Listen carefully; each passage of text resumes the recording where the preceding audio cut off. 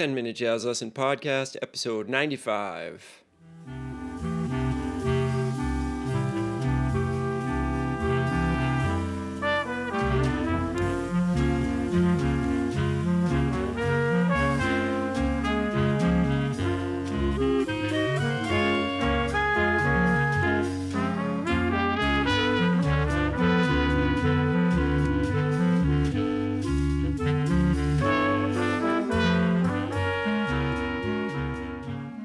Hey everyone, and welcome back to episode 95 of the 10-Minute Jazz Lesson Podcast. So happy you're here. If you're brand new to the show, my name is Nick Manella, and I'm very happy to be bringing you another short and concise, right around 10-minute jazz lesson that we bring you every single Friday, complete with downloadable PDF that explains all the concepts that we're talking about. You can find those PDFs on our Patreon site. It's patreon.com/10-minute jazz lesson, or you can head over to our website, 10minutejazzlesson.com. That's the number 10minutejazzlesson.com, and click on one of the links to head over there to that Patreon site. Join the over 60 people that have already pledged a minimum of $3 a month to get all those PDFs and get lots of the cool stuff that we're putting out each and every week here on the podcast. We really couldn't do it without you guys, so to everybody out there that's supporting, thank you so much for keeping the podcast in business. Also want to give a shout out to our sponsor on the show today, Rejuvenate. If you're a reed player out there and you are sick and tired of having trouble with your reeds and sick and tired of spending so much money on reeds, now I'm not a mind reader, but I'm willing to bet that's pretty much all the reed players out there, you've got to check out the system that the guys over at Rejuvenate have come up with. It really does increase the longevity of your reeds and makes the playability of them absolutely amazing right out of the case. You can really end about 90% of your frustration with reeds by using this system. So to learn more, go to rejuvenate.com, or again, you can head over to our website and click on one of the links that will bring you over to their website. If nothing else, just at least check out what they're doing, and I think that you will really believe in it. I've converted all of my setups, alto, tenor, clarinet, all over to the Rejuvenate system, and I am so happy that I did. I have never been more happy with my reeds in my life after I started using their products. So check them out today, rejuvenate.com. Thanks to those guys for sponsoring the show. We really appreciate it. All right, so let's jump into today's episode. Today we are going to talk about a turnaround at the end of the blues, in the last two measures of the blues, so measures 11 and 12. Last week on the show, we talked about putting the 6th chord into measure 8 and how important that is to propel your solo forward before the 2-5-1. And there are several spots that we can do this in the blues, measure 8 being one of the most important. But what I figured was this week we could talk about another spot where we can put more chord changes in to really, really propel you back into the top of the chorus at the end of the blues, and that comes in bar 11 and 12. So sometimes when we use a really, really simple blues, what we'll do is in bar 9 we'll play a 2, in bar 10 we'll play a 5 chord, we'll resolve it to 1 in measure 11, and then in measure 12 maybe we'll just use a 5 chord, maybe we will use a short 2-5-1 to get back to the top of the form. But have you ever thought about adding that 6th chord again in the second half of measure 11? So it creates a mini version of what we went over last week. So last week we had the 6th chord leading us into the 2 chord. We talked about how it was a secondary dominant to the 2, so it's the 5 of 2.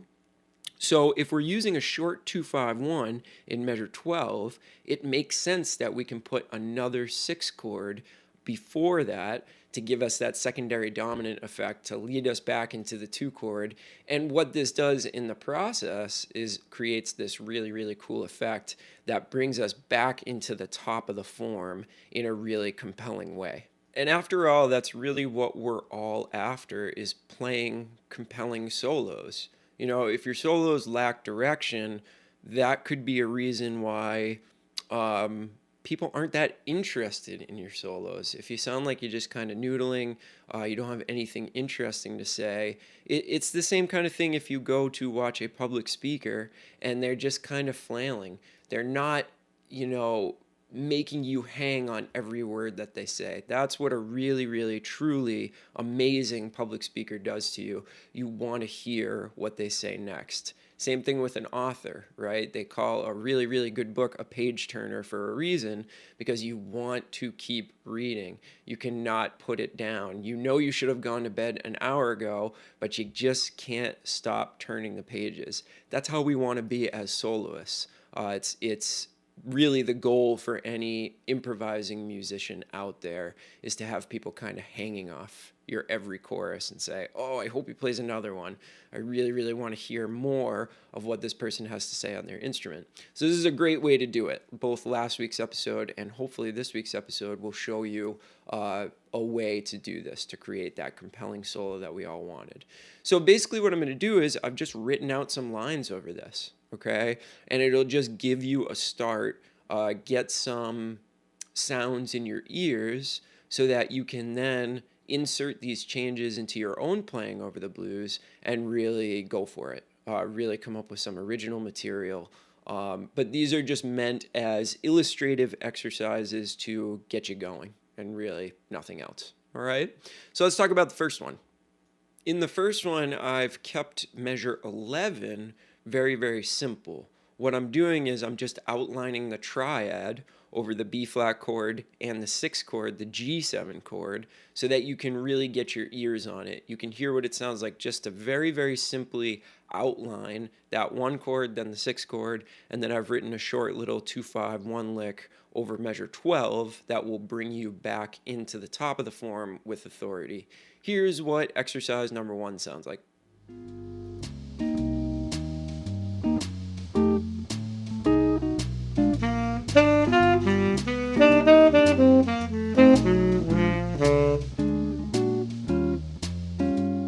So hopefully you can hear it has a little bit more motion to it than just hanging out on the 1 chord and then playing a 2-5-1. That's what we're looking for. Remember, we're looking for very, very small differences here that make a large difference in the way that you perceive the whole thing, right? Just doing one little extra thing can really change your whole solo.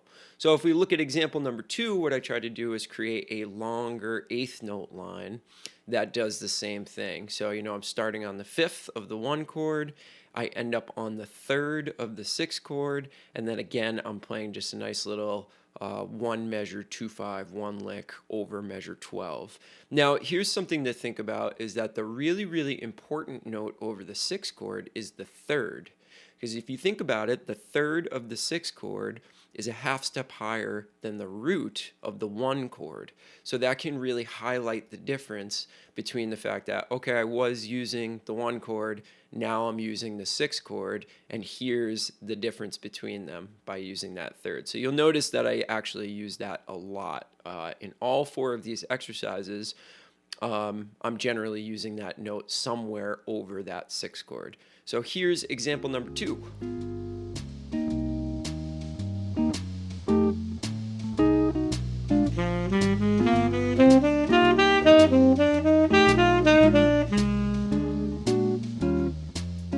All right, there's example number 2. Now let's move on to example number 3. Now what I've tried to do is break up the rhythm a little bit. I'm going to from easy to more complicated as I go through these exercises. This one is going to involve some triplets and some interesting chromaticism in a little bit wider intervals, but I think you'll still hear that the line is really pulling us back towards that 1 chord in the first bar of the blues. So here is example number 3.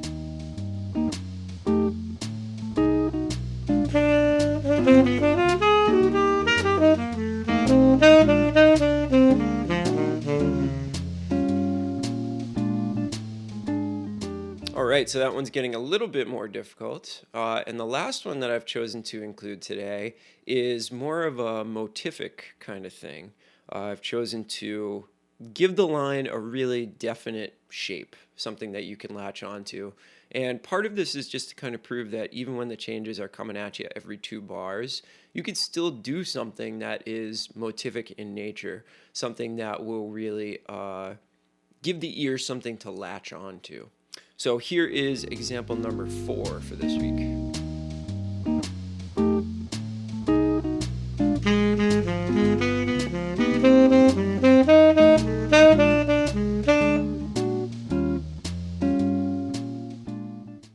All right, so that's going to about do it for the exercises this week, but here's something to think about. Now, can you combine the concepts that we talked about last week? So playing something over bar 8.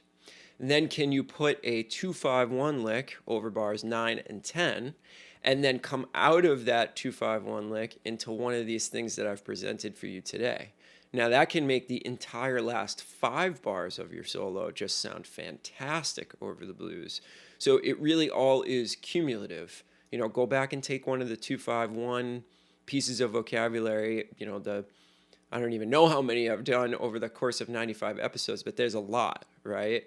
Go and take one of those, figure out something to play in bar 8, and then figure out something to play with this turnaround in bars 11 and 12, and you got almost half of your solo kind of figured out. Not really figured out, but you're working on almost half of your solo over the blues. Okay?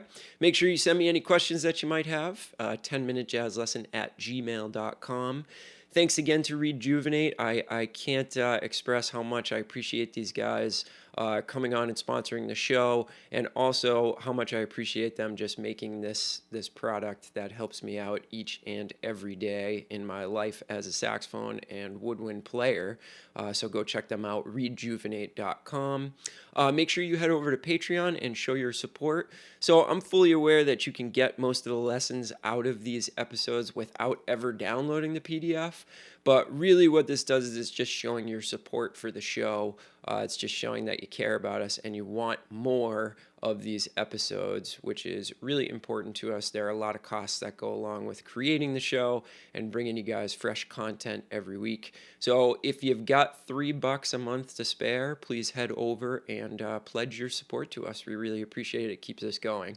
Okay, so today I'm going to leave you with a couple of choruses over the blues where I'm trying to put all this stuff together. Listen for the 6th chord in bar 8. Listen for a 2-5-1 thing over bars 9 and 10. And then listen for the turnaround to get me out of that chorus and bring me back into the top.